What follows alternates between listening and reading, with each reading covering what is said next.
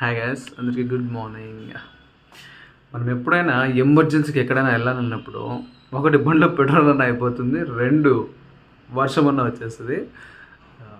ఇటు పోలేము, అట్లా రైన్ కోట్ వేసుకొని వెళ్ళినా కూడా బై ఛాన్స్ మనం కస్టమర్ దగ్గరికి వెళ్ళినా కూడా ఏమప్ప తడుచుకొని వచ్చిండావు, ఇంత లేట్ అయిపోయింది అంటాడు.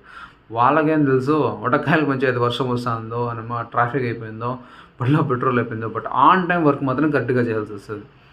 లేకపోతే ఇట్లా ఓనర్ల దగ్గర తిట్లు తినాల్సి వస్తుంది, అట్లా కస్టమర్ దగ్గర తిట్లు తినాల్సి వస్తుంది. చేసే పని చేయించుకుంటారు, మళ్ళీ తిట్టుకోవాల్సి వస్తుంది. బట్ 5 నిమిషాలు కూడా వాళ్ళు కూడా ఏం చేయగలుగుతారు, వాళ్ళు కూడా షెడ్యూల్ అనేది ఉంటుంది కదా.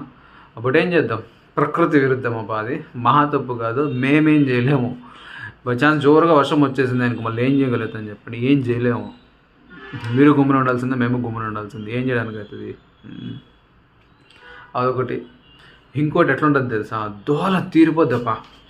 ఎవడో ఒకటి ఆ టైంలో ఫోన్ చేస్తాడు, అంటే మనము అవసరం లేని వ్యక్తి ఫోన్ చేసి మాట్లాడతాడు మన చేతిలో.